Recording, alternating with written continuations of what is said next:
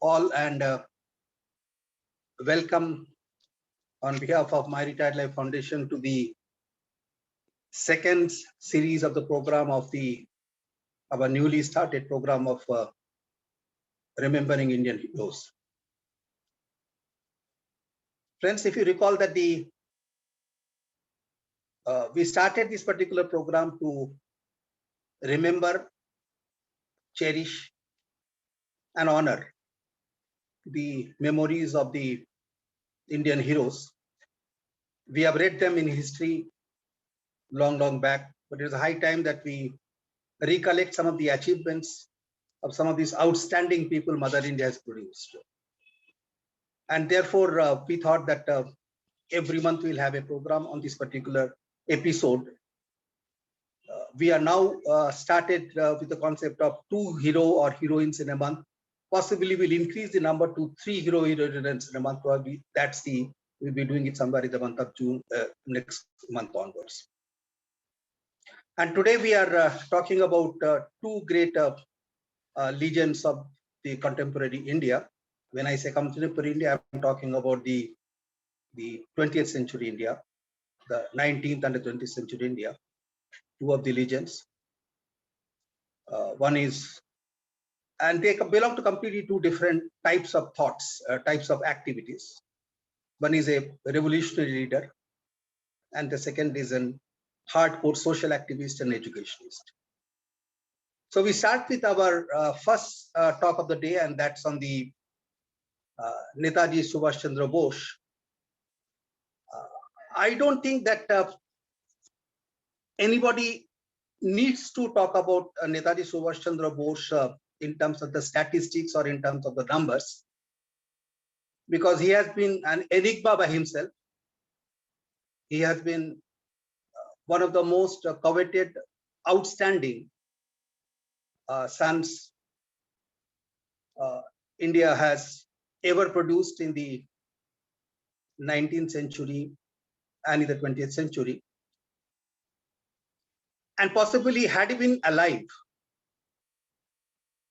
I don't say today, but I'm talking about when unfortunately he died in a mystery crash. Had he been alive, possibly the Indian history could have been different.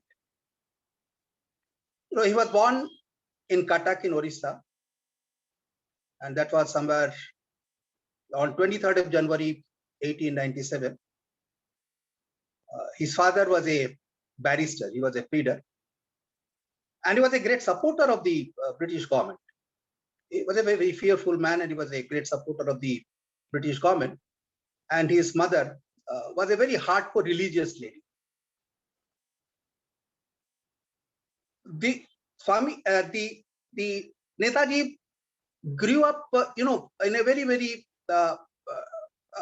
different type of a climate. That you have a climate where your father is a supporter of the British, and you have he was the ninth children in the family. The family had 14 to 15 children. He was the 9th child, but he was a child of prodigy in the sense that he was academically absolutely brilliant. At the same time, he was very strongly had a Hindu philosophical viewpoint. And at the same time, he had a very strong rebellious ideas. I mean, he didn't agree with the status quo. So it was a combination of these 3 characteristics, that you have an academic brilliance, you have a very strong Hindu religious belief, and at the same time, you don't believe in the existence of the status quo. You are a very strong rebellious mind, and that characterized the entire personality of Netaji Subhash Chandra Bose. Netaji Subhash Chandra Bose had an exchequered career. He stood second in the matriculation examination, that was somewhere in the 1918. He joined one of the prestigious colleges, and that is the Presidency College of Calcutta, which is now an university, which is one of the premier most universities of the country today. And many of the many of the Bengali Renaissance leaders, they were educated at the Presidency College. It is the alma mater. So Netaji Subhash Chandra Bose joined there. He had a very exchequered career. He had a very politically good time there. He had a academically also good time there. But unfortunately, somewhere in the period of 1916, as I told previously that he was a very, very rebellious character. In 1916, he was involved in a very beating of a British officer, and that happened because he felt that he had insulted the Indian values and the Indian culture. And a group of the students under the leadership of Subhash Chandra Bose, they attacked him.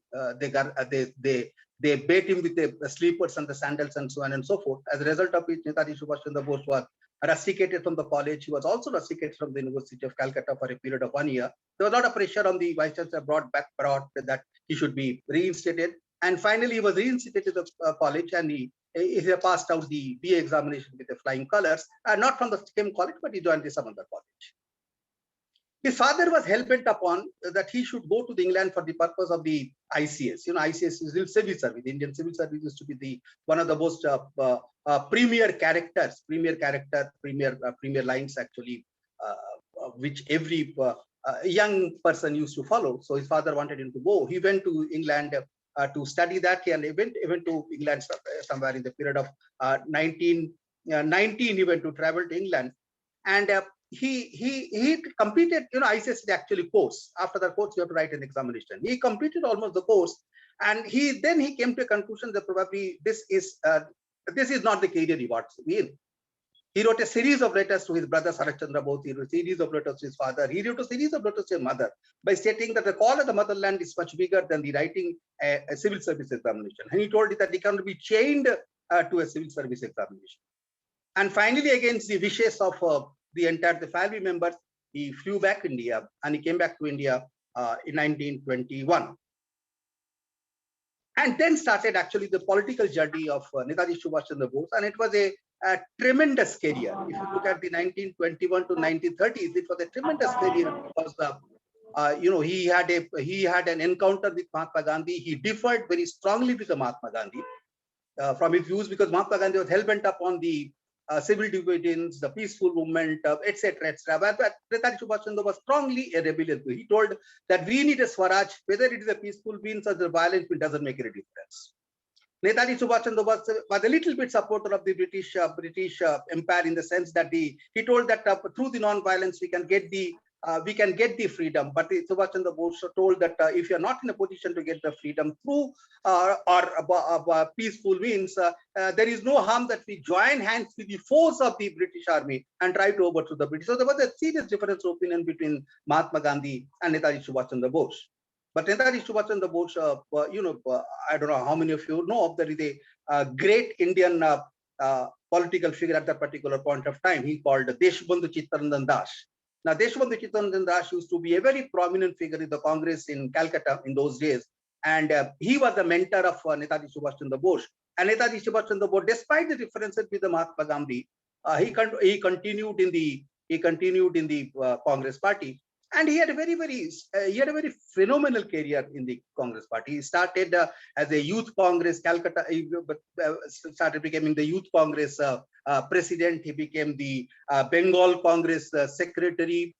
He was arrested twice. He was arrested twice during that particular period of time.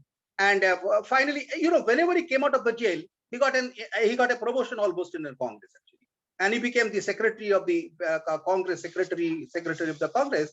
And finally, in the 1938, actually, he became the president of the Indian National Congress also. Now, despite the important point is that despite the differences with the Mahatma Gandhi, he stayed on with the Congress, and in 1939, when the next time the election took place for the Indian National Congress Party, he defeated one of the most prominent figure, an Andhra Pradesh gentleman called Pattabi Sitaramaiah. He also is a legend by himself. He defeated Pattabi Sitaramaiah, and Pattabi Sitaramaiah was a Mahatma Gandhi candidate. And still, the Netaji Subhash Chandra Bose had a phenomenal victory over the Pattabi Sitaramaiah, and he became the Congress president for the second time. But there was a tremendous amount of a difference of opinion between Mahatma Gandhi and him. And finally, he had no other option than to leave the Indian National Congress, and he started a forward block in the Indian National Congress, and finally came out of the Congress too. So that was the end of the chapter of Mahatma Gandhi as far as the Congress was concerned. This is, I'm talking about from 1921 to 1939. That was roughly the period when he had a very long, very nice, very exchequered, but at the same time very acrimonious relationship with the top leadership of the Congress. And maybe I'm talking about Mahatma Gandhi because of the differences of the ideology. 1940, once again, he was arrested. As I told you that he has been arrested several times, actually. There's a countless number of times he was arrested. He was again arrested in 1940 and 1940 he was arrested, and 1941 he was released. And 1941 he was released and he was kept in a house surveillance. And then the Netaji Subhash Chandra Bose, he was an enigma. He was a very mysterious character. Netaji Subhash Chandra Bose came to a conclusion that he cannot remain in India and fight this particular war of dethroning the British. It is better to go out of the country and join hands with the force of the British army to overthrow the British government. And I think it is 18th of January 1941 when Netaji Subhash Chandra Bose fled the Calcutta. That's a story by itself. He remained without food for 2 days. He didn't shave for 2 days. He had a long beard grown. He posed like a Pathan. And finally, he completely vanished from India. It was a mysterious vanishing, actually. Then against the entire force of the British, the vanish. And since he was close as a Pathan, he went to Afghanistan, and from Afghanistan he went to England. From England he went to Rome. From the Rome he finally landed up in Germany. When he landed up in Germany, he developed a good relationship with the Adolf Hitler. And that was somewhere the Second World War was already started, actually. And Germany was at the time progressing well in the Second World War at that particular point in time. And therefore, Netaji Subhash Chandra Bose thought that through the help of the German forces, through the help of the Nazi forces, probably he will be in a position to conquer the British India. That was the idea. He joined hands with the Nazi. As I told you at the beginning itself, that his idea was a completely rebellious character. He had if you talk in technical terms, he was a Hindu philosopher. He was strongly influenced by Swami Vivekananda. At the same time, he had a leftist mentality. He had a very strong leftist mentality. With the organization which started, Forward Bloc, was a leftist organization, in fact, actually. He had a leftist mentality. He believed in totalitarianism. That means he didn't believe in a very open democracy. He thought that it's something like Kemal Atatürk in Turkey. Kemal Atatürk in Turkey, he almost the same philosophy he believed in, that he wanted to, thought that this party, the democracy, the non-violence, the peaceful existence will not serve any purpose at all. What India needs a very strong central leadership, at least for 20 years. That was the Netaji Subhash Chandra Bose thought, and therefore he believed a leftist totalitarianism, which is slightly different from fascism. His critics say that he was a fascist, but I personally feel that he was not a fascist.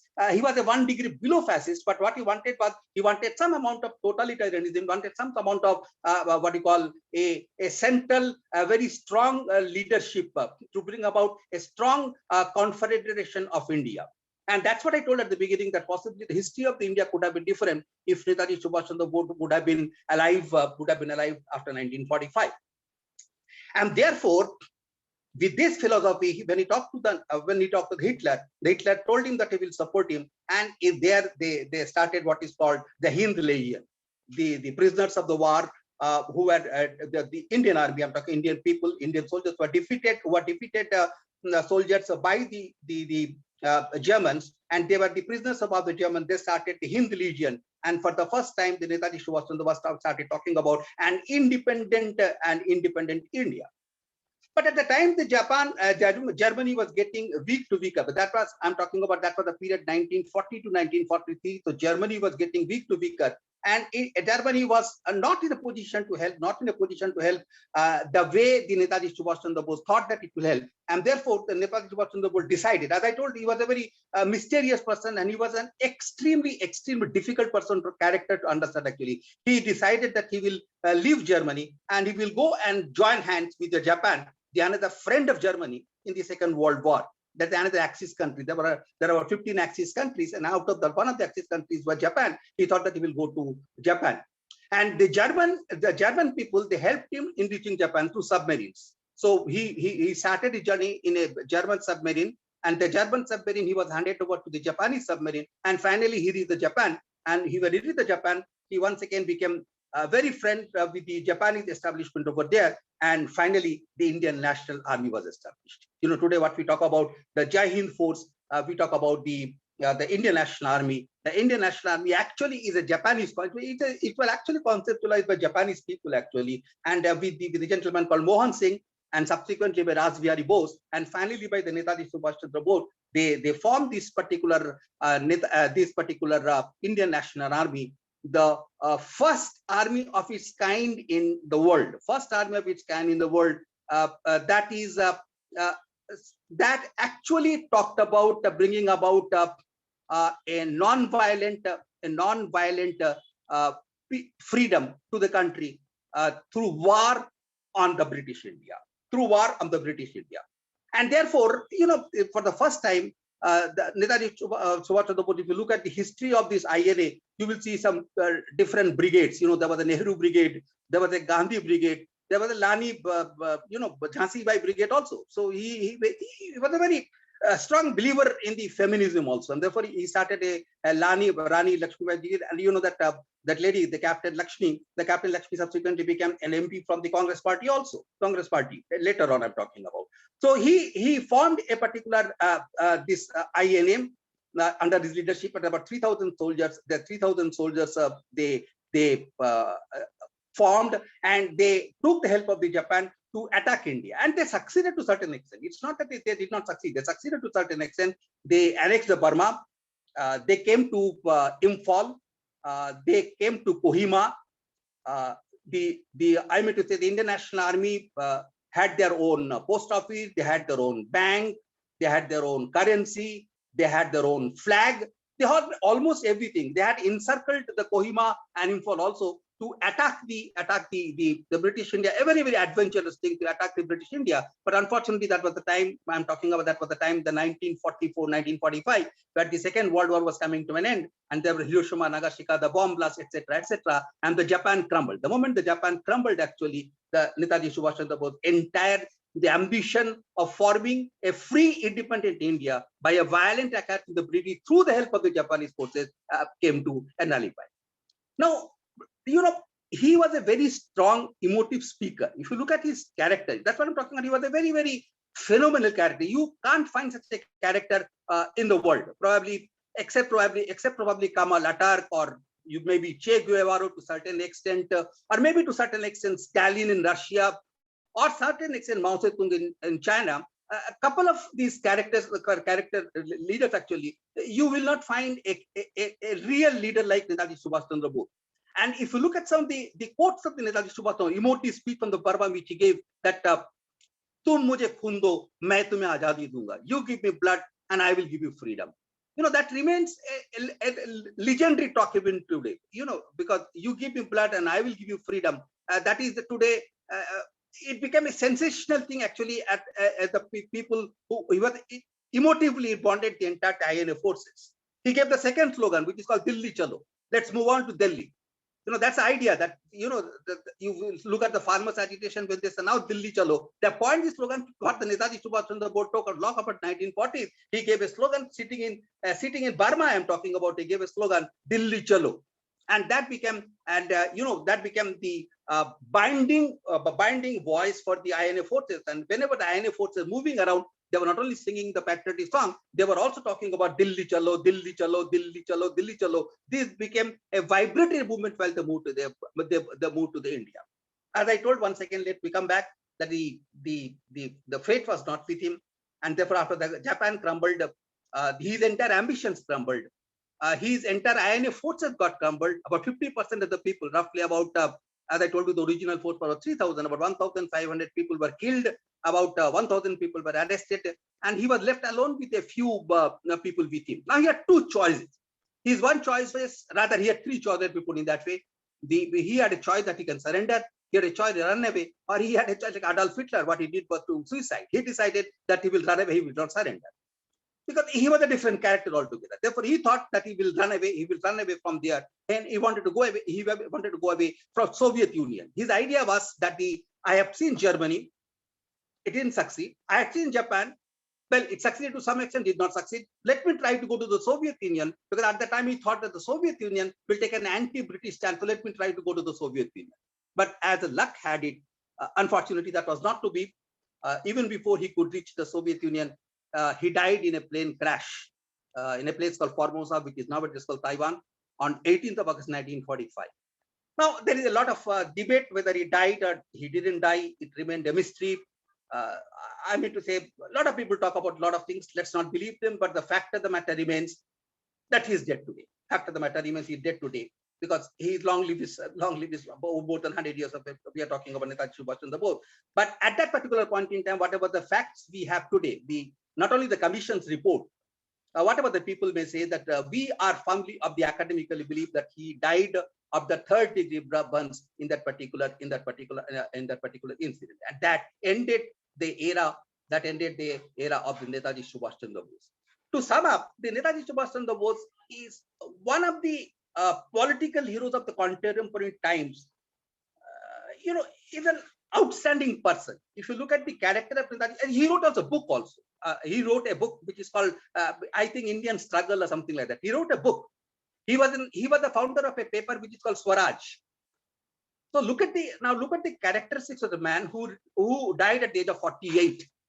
He became the president of Congress. He became the general secretary of the Congress. Became the mayor of Calcutta. I mean, say he married an Austrian lady. And the daughter is still alive, and she's in Japan. So it was a different type of character altogether. A combination of a British elite knowledge, a Hinduism, a strong leftist orientation, a belief to some extent in the totalitarianism, and a very strong character, a very strong character, a very strong leader. Probably the India has never seen. And as I told, the history of India might have been different if Netaji Subhash Chandra Bose would actually been alive and come back to India and the actual political scene. Because after 2 years after his death, he died in 1945, that is on 14th or 18th of August 1945, and we got our independence on the 14th of August of 1947. This was a hardly period of 2 years. So if the Netaji Subhash Chandra Bose would have been alive and would have come to the political scene in India, the things I don't say might, but things would have been different. And maybe for the better of India. The government of India, people say that the government of India did not recognize him. It's a very debatable issue. It's a very contentious issue. But the fact of the remains that there were documentaries on him. There are, cinemas on him. There are a lot of stamps and postages on him. The Calcutta International Airport is named after the Netaji Subhash Chandra Bose. It is called Netaji Subhash Chandra Bose International Airport. I mean to say there are a lot of things which have been done in the name of the Netaji Subhash Chandra Bose, which the people remember. But the point is that his birthday was not earmarked as a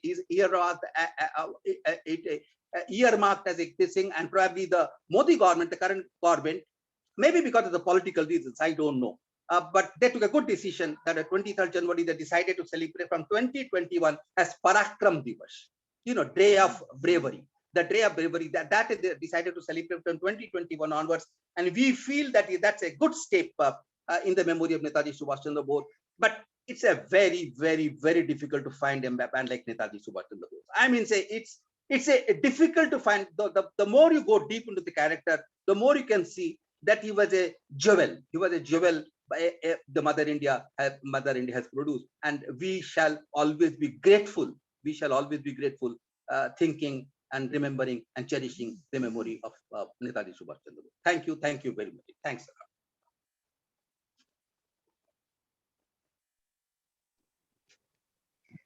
Sir, 1 minute. Can I speak? Yeah, please. There is a controversy whether he died in 1945 or after independence. Even if it is a fact, he died before India got independence. It is a very sad part on his life history that you could not see the glimpse of free India for which he was struggling all throughout his life. So my salute to Subhash Chandra Bose. That's a very informative thing you have narrated, sir. Thank you very much. Thank you. And say, can I raise one? You cannot believe it that he did not die.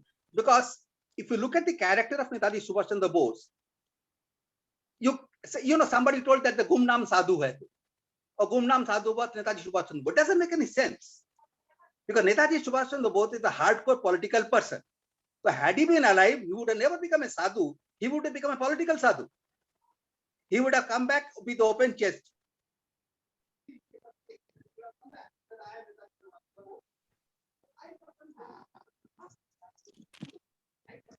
Hey, voice is not there. Audio is not heard. Audio is not heard.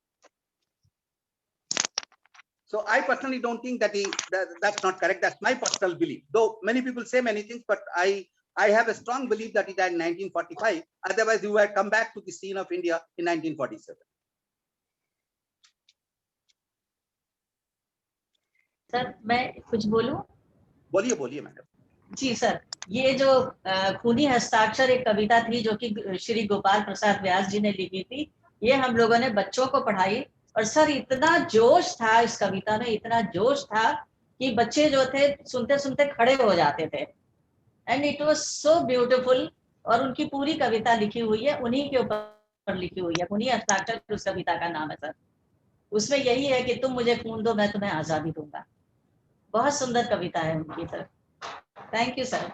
उनके dialogue of खून दो और काफी अच्छा statement है ये तो। एक स्टेटमेंट जो कि पॉपुलर है कि तुम मुझे खून दो मैं तुमको आजादी दूंगा, लेकिन उनकी say it in Bengali please.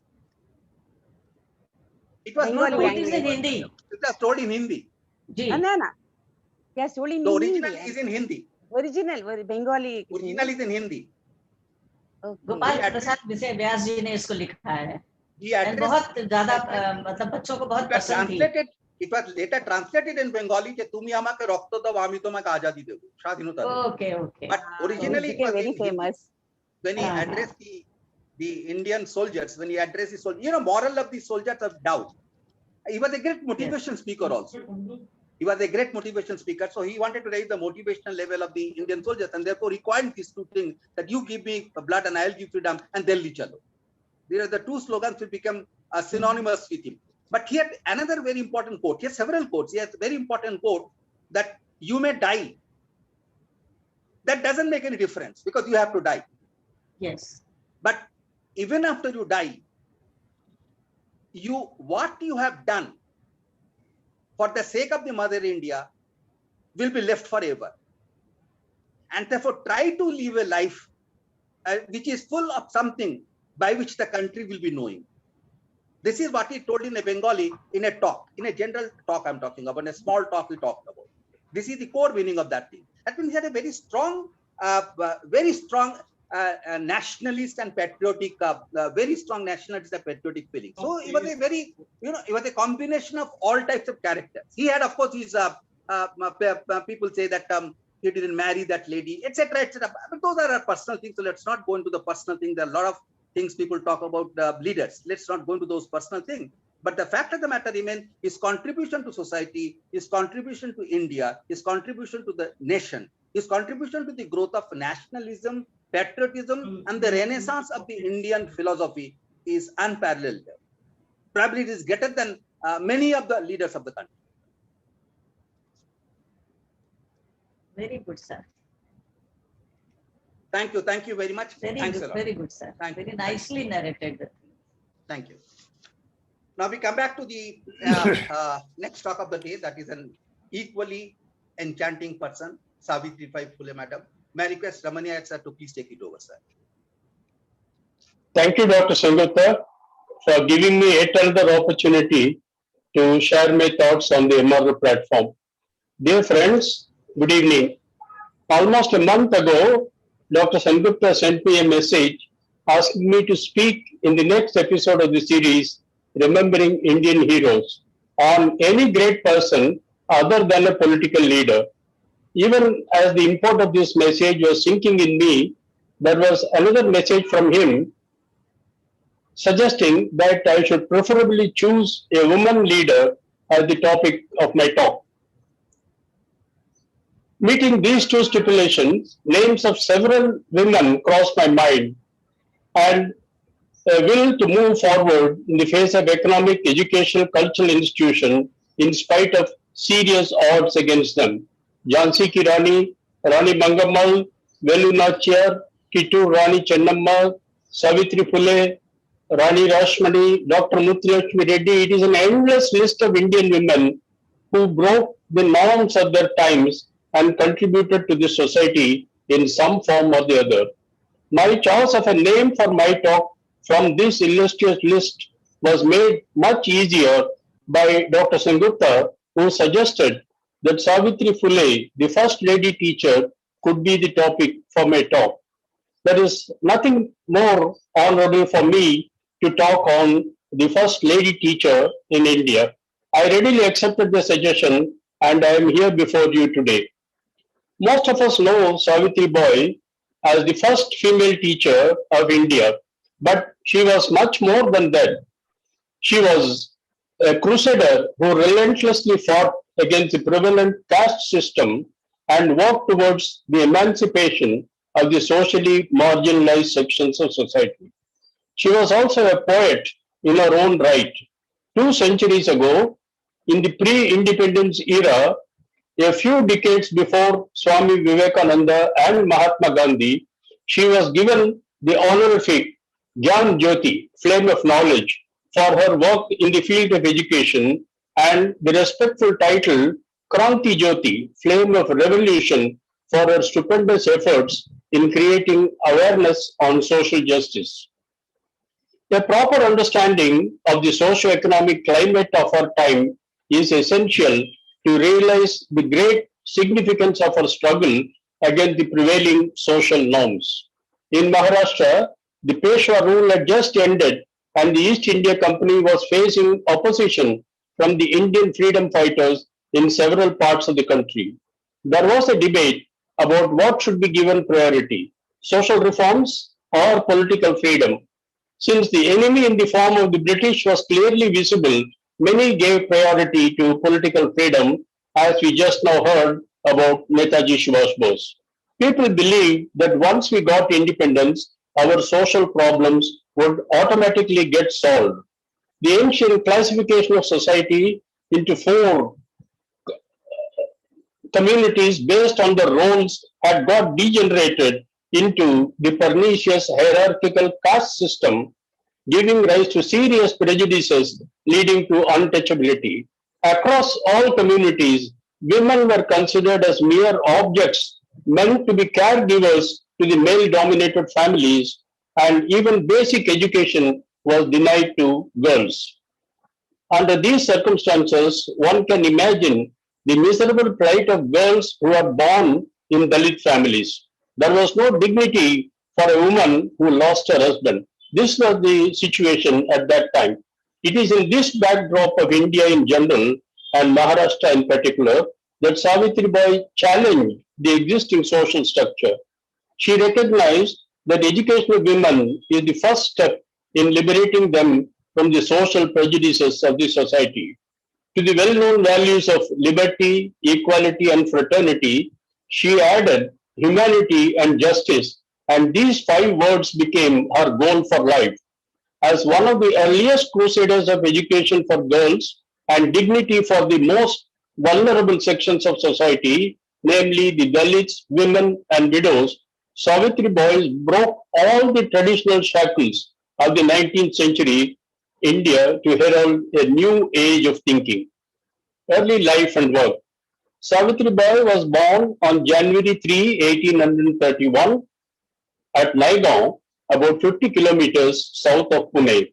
She was the eldest daughter of Mother Lakshmi and father Kandoji Neveshe Patil, who was a well-to-do farmer belonging to a lower caste in the then prevalent caste hierarchy.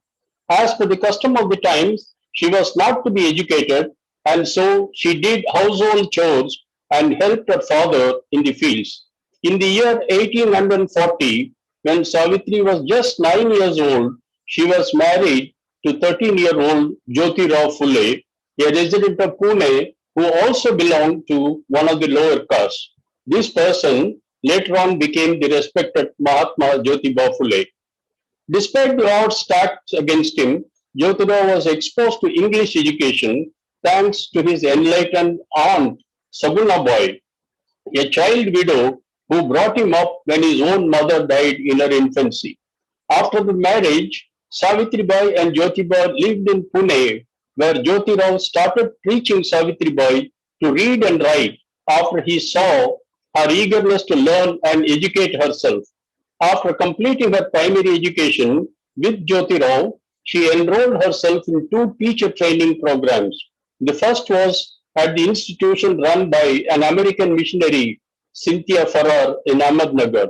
The second course was at the normal school in Pune run by Miss Michelle. Savitribai became a qualified teacher in the year 1847, just at the age of 16. She was still in her teens. Jyotibai wanted to start an indigenously run school for girls, but was finding it difficult to find a place for the school because of opposition from his own family and community to the idea of educating girls. Fortunately, Fatima Sheikh, who was a classmate of Savitri Bai in normal school, and Usman Sheikh offered their own premises for the school, and the first indigenously run girls' school was started in Vijayawada in Pune in the year 1848. Savitri became the first teacher in that school when she was still in her teens and was soon nominated as the head teacher of the school. The nomenclature headmistress was not there at the time, so she was called the head teacher. Initially, parents were reluctant to send their daughters to these schools because of the conservative society. Now, with great persuasion, 9 girls joined initially, and the number gradually increased to 25. By the year 1852, 3 more schools were opened for girls with 150 students altogether.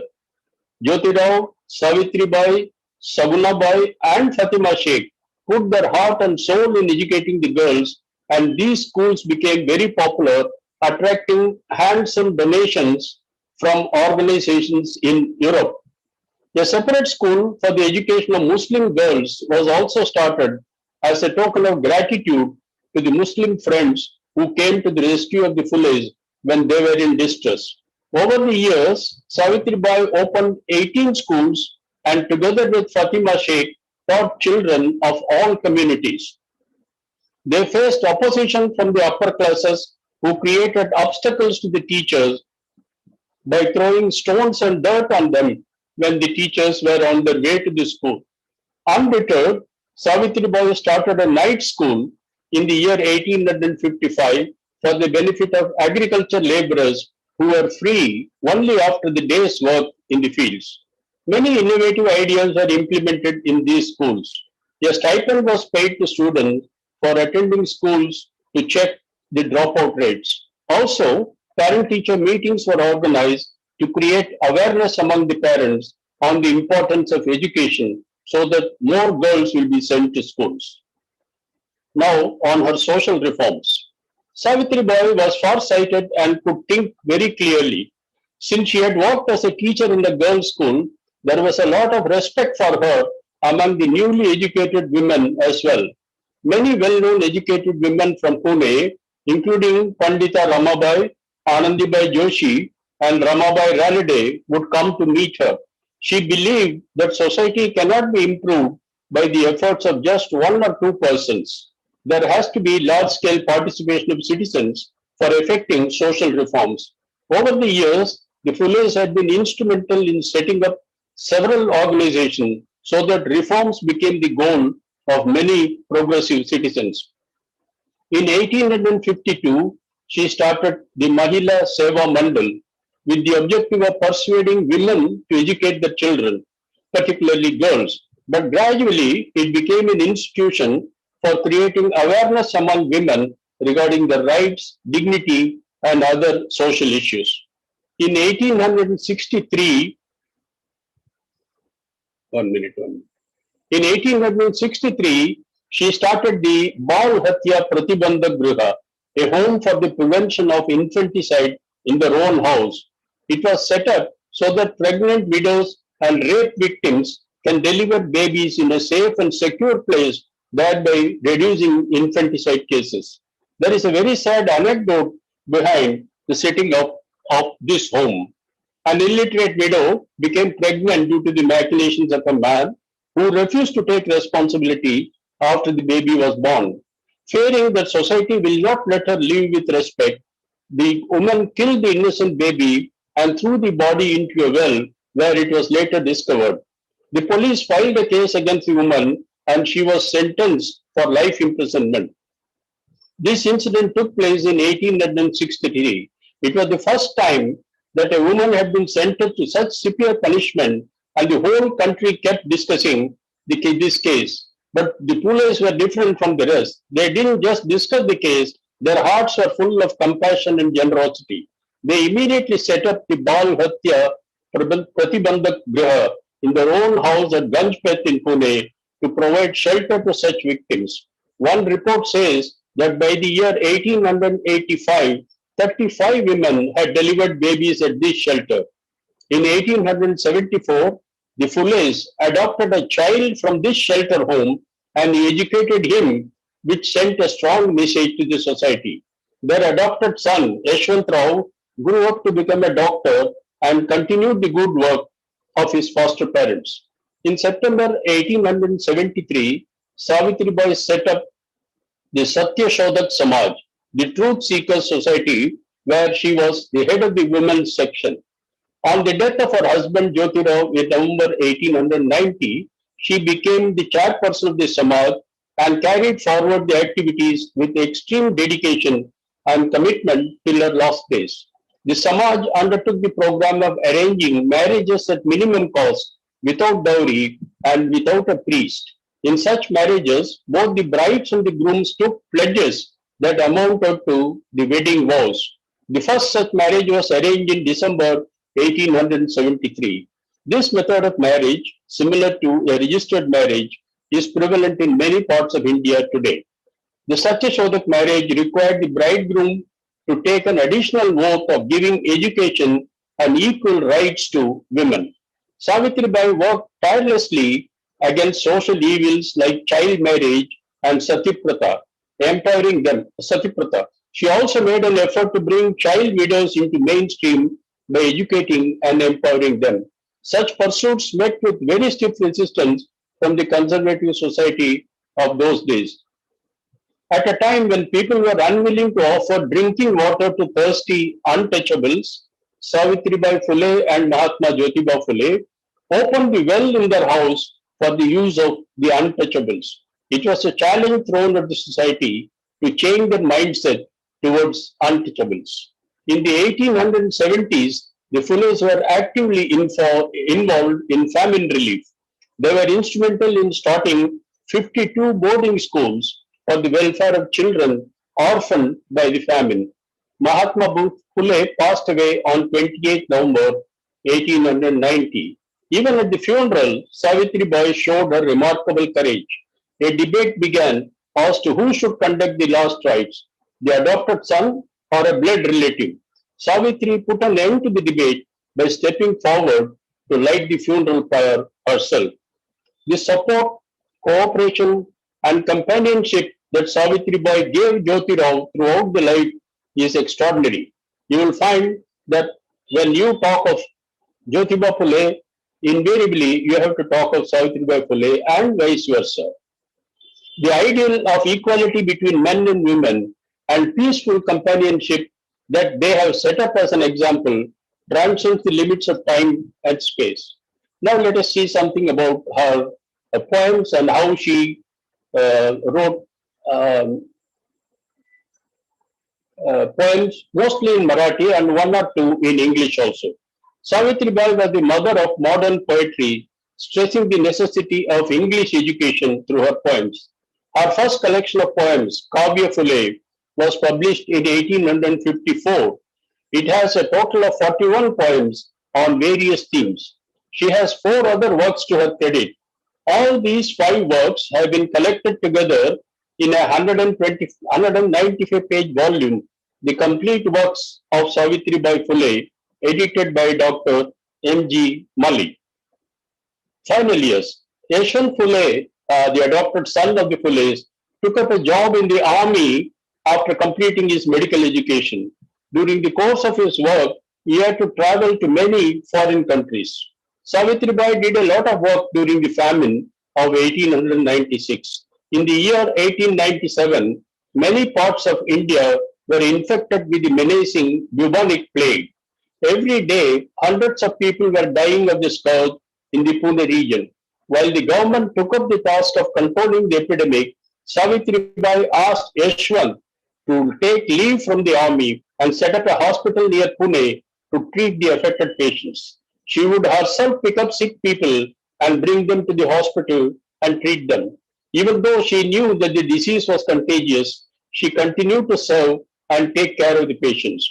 As soon as she came to know that a young child in one of the adjacent villages was afflicted with the plague, she went there and rushed back to the hospital with the sick child on her back. In the process, she herself got the disease, and on 10th March 1897, the light was out. She passed away. From 1848 to 1897, 50 long years at a stretch, Savitribai worked tirelessly for people. She set an extraordinary example of service and compassion. In grateful recognition of the invaluable services rendered by Savitri Phule, a memorial was created in her honor by Pune City Corporation in the year 1983. India Post released a stamp in her honor on March 10, 1998. The University of Pune was renamed after her in the year 2015 as Savitribai Phule Pune University. The search engine Google commemorated her 186th birth anniversary on January 3, 2017 with a Google Doodle.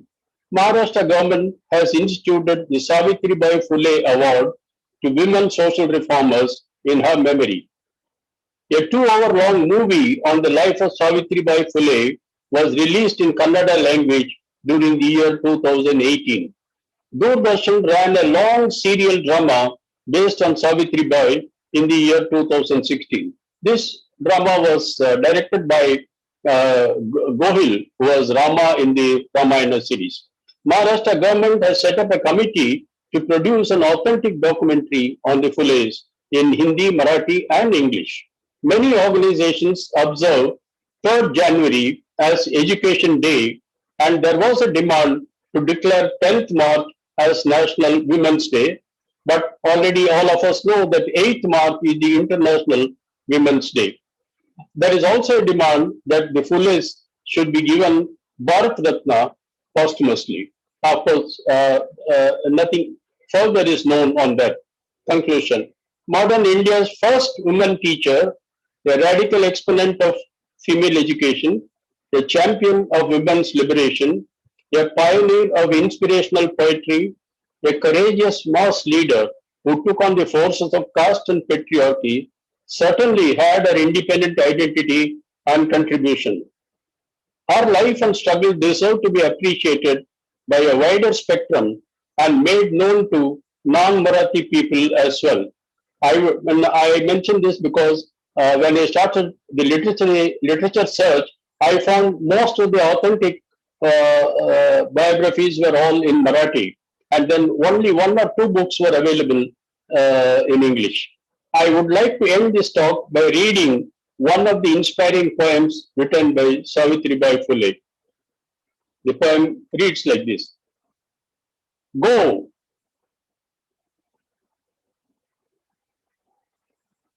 One minute. Go, get education, be self-reliant, be industrious, work, gather wisdom and riches. All these will get lost without knowledge. We become animals without wisdom. Sit idle no more.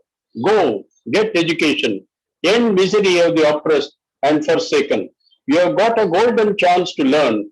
So learn and break the chains of caste. Throw away the scriptures fast. Thank you, gentlemen, for your patient listening. Thank you.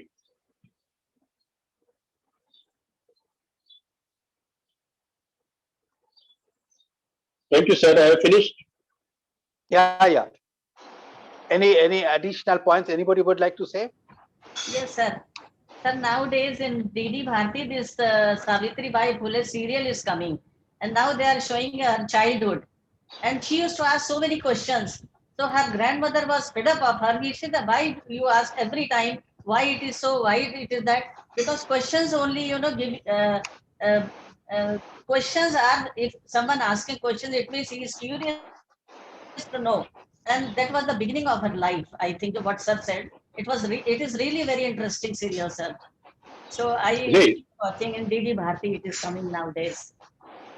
in fact, if you see that Yes, sir. that 106 episode serial Yes, sir. has been coming.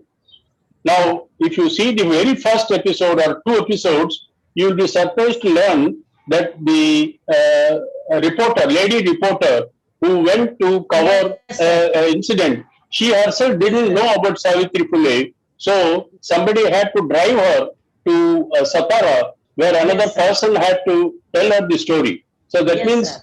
most of the women were not aware of her contribution for their welfare. In Yes, fact, that is how that story started. It is 106 episode serial. That was the one produced by Gohil. Yes, sir. Doordarshan, but I think there is some policy change.